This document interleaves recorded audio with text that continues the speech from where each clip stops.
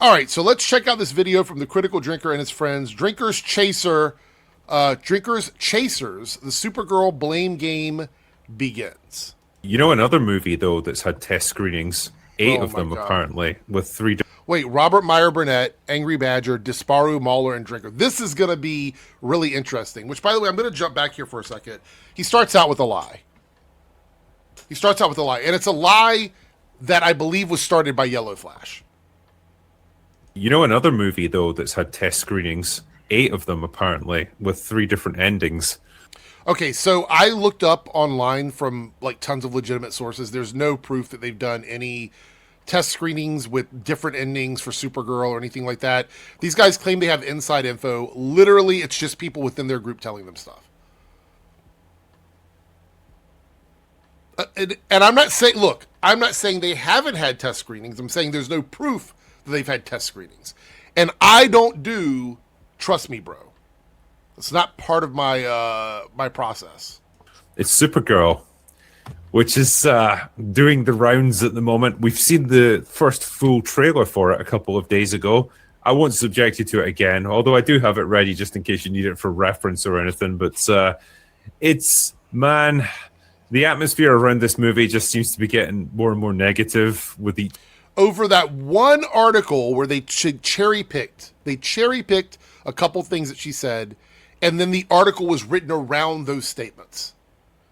That's the negativity around the movie. Not anything to do with the quality of the film or anything like that. It is literally some things that were said in an interview. Passing day. You had Millie Alcock decided to do an interview with Variety where she was talking about, like, how does she even phrase it? It's like... She got baited again. It met fucking questions. No one was in. There is a growing problem with men feeling like they own women's, but being comfortable with owning women's bodies. Yes, objectification is a form of ownership. I know these guys are smarter than this. Please be serious, people. You have to be smarter than this. She was talking about objectification, which is a form of ownership over someone else's person, someone else's body. It's literally what it is. I don't know why they keep pretending.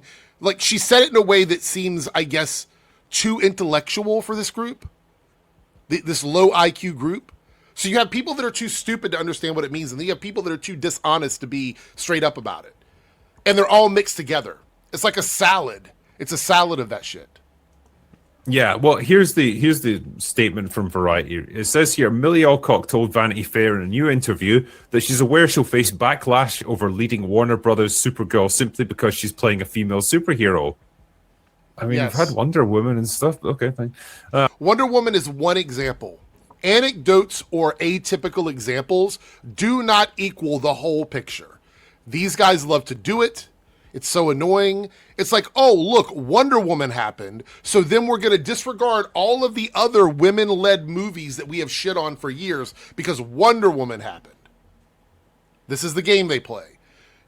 Anecdotes and one-offs, atypical things, do not equal the system. The system is a separate beast altogether. The system is a pattern. Like this one-off, like, oh, well, look, Wonder Woman happened. Okay, great. How many women-led films have we had in general in the last decade that you guys have been okay with? How many? In the superhero and the fandom genres. How many of them? Almost none. There's been almost like zero. The 25-year-old actor is no stranger to dealing with intense fandoms, having broken out as young Rhaenyra Targaryen in the first season of Game of Thrones prequel series House of the Dragon. Quote, "It definitely made me aware that simply existing as a woman in that space is something that people comment on. We have become very comfortable having this weird ownership of women's bodies. I can't really stop them. I can only be myself." Right. Such a weird thing to say. Like, I don't... No, it's not. What's weird about that? She's part of a fandom where people talk about her because she is a woman existing in that fandom. Ding, ding, ding. Literally happens. When she's talking about ownership, she's talking about objectification, which many people in your group have already admitted that they did. They've already objectified her. Most women get objectified in media. Ding, ding, ding. Still true.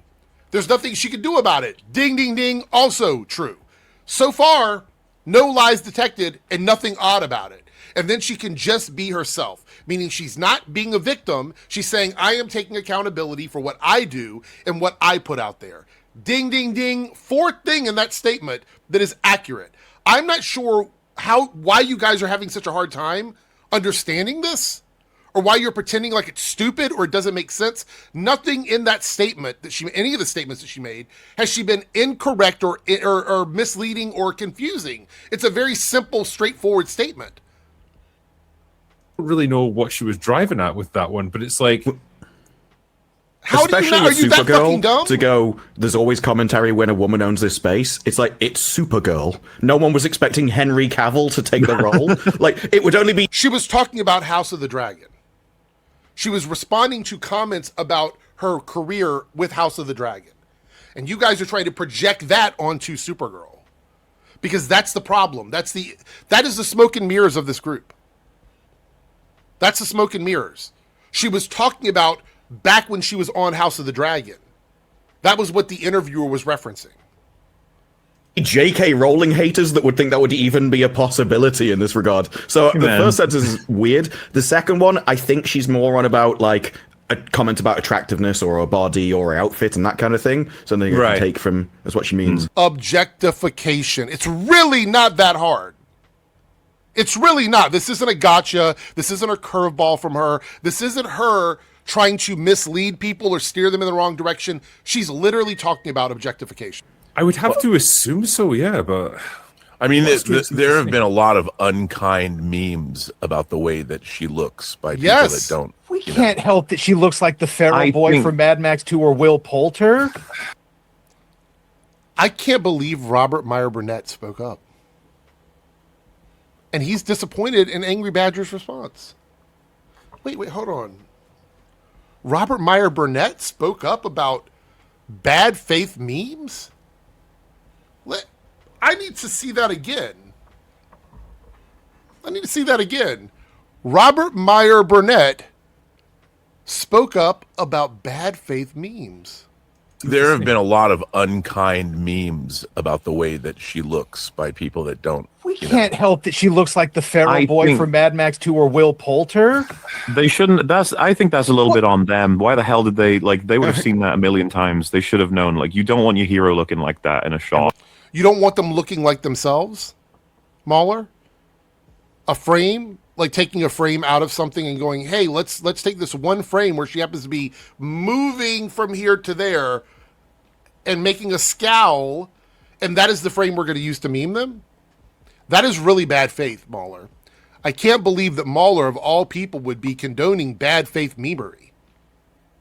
Why did they keep that shot in that we're all I don't think it's fair to say that she's like an ugly woman because of that moment. I think that's really unfair, but like, that's the kind of thing. You don't want anyone looking like that when they're safe. Which is exactly why she said there's nothing she can do about it. Did you all miss that part of the statement? There's nothing I can do about it. There's nothing I can do about it. I'm not sure which part of that is difficult to understand. In someone that's like, this is, supposed to be an ideal. So physics-wise, I don't know what was going on in that shot. Like, there was just a lot of flesh. Right. So you're a scientist now. That's what you are. So now you understand the physics of alien worlds. Got it. Getting contorted into unfortunate positions there. But yeah, this is a double standard, though, as we all know. As first of all, if you're playing any sort of leading role like that, even Rhaenyra or whatever, like, there are expectations of how you're going to look. We do it to men all the time. No, you don't. You do not. I've never seen this panel sit around and talk about the attractiveness of a man. I've never seen that happen. I've never seen you guys sit around and comment on how his dick looks, how his chest looks, how his butt looks, how his face looks. Unless they're black. If it's a black guy, then yeah, of course. But if it's a white guy, no chance. No chance you're doing that. The literal superhero workout where you need to be jacked. Oh, yeah. That's not the same thing. Talking about whether somebody is physically fit or looks muscular enough to play a role isn't the same as like saying a woman is ugly or talking about that she looks more too masculine or whatever. It's not the same thing. So I why think- would it not be the same? I And think the it's not problem is, yeah, she's coming off the back of the Supergirl TV show, where I cannot remember the actress's name for the life of me. Melissa. Well, it's Melissa Benoist, but I guess you're going to act like it was better than this now, even though you didn't care about it then. Melissa Benoist. There you go. Oh, is that guys how you know her. pronounce it? I never would have Melissa listened. Benoist, yeah. Like, she is gorgeous, absolutely beautiful, and so Right. So here we are. This is a perfect example of exactly what I've talked about, like over the years. They don't care if the show is good or bad. They don't care if the movie is good or bad. They care whether or not the woman is attractive enough to them to play the role. That's what they care about. They don't give a shit about her acting ability, what she's saying in terms of what women deal with. And the funny thing is, in this moment, this comparison we're seeing on screen right now is exactly the thing she was saying in the article about ownership of bodies, objectification. This is it right here. And again, either they're too stupid to know the difference or their audience is too stupid to know the difference. This is what she's talking about. This is exactly what she meant. So they're just proving her right. And I've said this in multiple videos where I've talked about this. This is them doing the thing that she's complaining about. So, you're going to get compared to that because that's the last iteration of Supergirl that people It wasn't. It was Sasha Kaye from the Flash movie. That was the last Supergirl. remember. And it's going to be an unfortunate comparison because it's tough Why don't you compare her to Sasha? Why are you just comparing her to Melissa? I wonder why that is. one to measure up to. And, I get that aspect of it, but I don't feel like many people were necessarily up in arms about like, oh, she's not beautiful enough or anything like that. It just feels like Until she started talking about her struggles in House of the Dragon and the things she's dealt with online, and then all of a sudden she became ugly. Then she became ugly to everybody. preemptively being angry at the fans because they kind of know this movie's not going to do well. And so they need to get their excuses in early. So the movie was going to do okay until you guys thought she was ugly, and now the movie's not going to do well. All right. And I feel like this is going to be one of the tried and tested ones. Like, oh, the toxic chuds just couldn't accept this Wonder Woman's going to Supergirl. kick this film's ass on that front if they try that. If they say like nobody would support a female superhero, it's like, yeah, they have before. Stop. One time. Let's look at the history of the female superhero movies that we've had the last decade. Like the ones from the big companies. Wonder Woman, Black Widow, Captain Marvel, The Marvels, and Wakanda Forever. How many of those did these guys accept as being valid superhero movies? How many of them? How many? They don't like Captain Marvel. They don't like the Marvels. They're not very fond of Black Widow. They don't like Wakanda Forever. So Wonder Woman is the one outlier? And let's not even talk about Wonder Woman 84. Wonder Woman 84 was a big flop for them too. So I don't know what their point is. I don't know what their point is. The track record of them accepting, even when a movie makes $1 billion, like Captain Marvel, these guys still make excuses for it. Birds of Prey, that's another one. Yeah, they hated Birds of Prey. So I'm not really sure what they're talking about. What she's saying is absolutely true. If you take that and apply that to how women in superhero films are treated by these guys, their track record shows that they are absolutely negative towards that more typically. Stop it. Also, Yeah, she was Gal talking Gadot- about Vanity Fair. I mean, Yes. the Culture magazine, and I mean, I think that she was probably trying to, when she was being interviewed, talk within that kind of space in a way. Robert Meyer Burnett coming through with some rational talking points in this video. I feel like am I okay? Am I okay? RMB? Me? The 2 times that he's chimed in so far, he's been right. He's been correct. But I'm sure now that he said that, they're going to make a joke about what he said instead of addressing it like honestly. They're going to make a joke about it. Let's rewind one more time. I need to go back. Very rarely do I go back and listen to Robert Meyer Burnett say something that I'm like, that makes sense, and he's saying it to a group of people that aren't going to take him seriously. I mean, I think that she was probably trying to, when she was being interviewed, talk within that kind of space in a way. I'm shocked they didn't ask if it was the gayest Supergirl ever, because that's just what they do, knowing. Angry Badger is quick to come in and deflect from anything Robert Meyer Burnett is saying. That's the second time now that he's come in after a comment is made by Robert Meyer Burnett and tried to take away from whatever point Robert is making. If you notice, he doesn't say, yeah, you're right, it is Vanity Fair. I guess it makes sense. Critical Drinker looks annoyed that Robert Meyer Burnett brought that up. Disparu isn't disengaged completely, and Mahler never shows his fucking face because he's a coward. But Angry Badger here has made jokes twice now after Robert Meyer Burnett said stuff. Let's jump back. Watch what he does.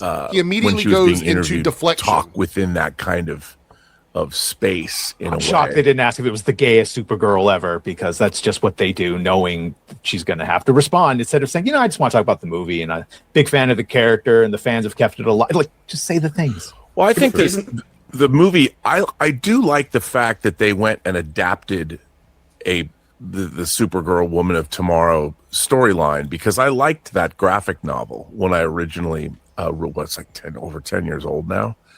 And I like, it seems like, other than shoehorning Lobo into it, it does seem like it's rather faithful to the actual Tom King. But isn't that the issue? Because it's kind of a two girls going on a road trip of self-discovery.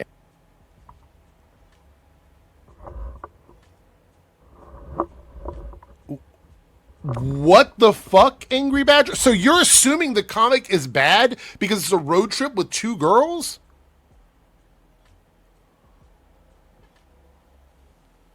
I don't even need to do gotchas. They're doing it to themselves. Robert Meyer Burnett here is talking about how good that book, Woman of Tomorrow, is an incredible story. It's an incredible story. And even the people that seem to have an issue with this movie for one reason or another, it's not usually about the book. That's not usually where they go with it. But here swoops in Angry Badger, again saying another dumb fucking thing. Well, isn't that the problem? It's a book based on two women on a road trip. Holy fuck, bro. Are you kidding me? Let's run this back. Let's run it back. I have to hear that again. Lobo into it. It does seem like it's rather faithful to the actual Tom King. Isn't that the issue? Because it's kind of a two girls going on a road trip of self-discovery, and it's. Well, yeah, but I mean, I think that it was a pretty brutal. I mean, the comic was not. It was not some namby-pamby storyline. I mean, it was pretty hardcore. Yeah. And, even to the point of it's a kind of a bait and switch with what happened to Crypto, because if you've read the storyline, it's not what you might seem to think when you first watch that trailer. But I mean, I think that it's because I like the fact that you have a character that's essentially alone. And has lost her people and lost her place in the world or in the universe. Robert Meyer Burnett has to sort of find it again by helping someone else. I mean, that's a classic. That's a classic hero moment. He's being so based right now. I feel like Critical Drinker is completely dialed out. Sorry, I can't speak. I'm so shocked. I'm absolutely flabbergasted that Robert Meyer Burnett is saying, like, being absolutely honest here. I don't feel any cynicism. I don't think he's trying to, like, overstate anything. I don't think he's being hyperbolous here. I think this feels very like he's happy to talk about this movie and be honest about this movie. That's crazy on this podcast. That's crazy. Let's see how Angry Badger reacts to that, because he hadn't read the book and he was ready to just write it off because it's about two girls. Motivated story. So if it's good. Here it goes. I think I feel like a lot of things are intersecting with this movie, and things that aren't necessarily popular with modern audiences. One of those things is the potential for like the sort of girl boss, she's amazing at everything kind of superhero storyline, which has been done to death now by like the MCU and so on. I don't know if that's what they're actually going to produce here, but that's the vibe that people are going to get from it. What? Who watches that trailer and thinks she's a girl boss? Who? Like, legitimately. That doesn't even make any sense. You just avoided everything that Robert said. And it is unfortunate that it gets tarred with that brush. The other thing is the James Gunn view of superheroes, which I think it's people not a James Gunn movie. Over now. Like, yeah. I get that it's not a James Gunn movie, and I know people like to go, "Oh, well, Kevin Feige's the overseer of like Marvel or whatever." Yeah, but James Gunn is the overseer of DC. Doesn't mean that James Gunn is making every movie that comes out from DC. That's ridiculous. That's just a ridiculous comparison. Kevin Feige oversees a division of Disney with Marvel that is vastly different in tone. So just because this movie seems like it could be in the vibe of a James Gunn film doesn't mean it's a James Gunn movie. Plus, we have Lanterns coming out this year, and we have Clayface coming out this year. His philosophy is kind of like heroism through cynicism. You know, where it's like he doesn't like the idea of someone who's just inherently heroic and wants to do the right thing, like Superman. They could tell how uncomfortable he was working with Superman as a character. He much prefers the idea of characters who are world-weary and snarky and cynical and just like out for themselves, but gradually through like partly a found family, which is always a big theme of his, and partly through being forced to do heroic acts, they ultimately transition into being a real hero from that cynical background. Yeah, but that's the confusion. He didn't write or direct this. This is Anna Nobera but and Greg Gillespie, and yet it seems like he both wrote and directed it. Well, yeah, that's what I was kind of building up to here, because I feel like what they've then taken is the essence of what they understand what James Gunn wants, essentially, from his superhero stories. And so Yet we have a Lanterns series that looks nothing like something James Gunn would do. And we have Clayface coming out, which is clearly not going to be a James Gunn type project. So it's just because this person's visuals and style slightly remind you of James Gunn? Is that why? It's crazy. Much like you got a lot of the later Marvel movies that tried to replicate Joss Whedon's style of quippy dialogue and shit, and it was garbage because they didn't have the same skill as he did. I feel like you're almost... So wait, so now James Gunn is skilled, and you're just afraid that everything else that comes out is not going to be as good as James Gunn stuff? You guys were talking trash about James Gunn.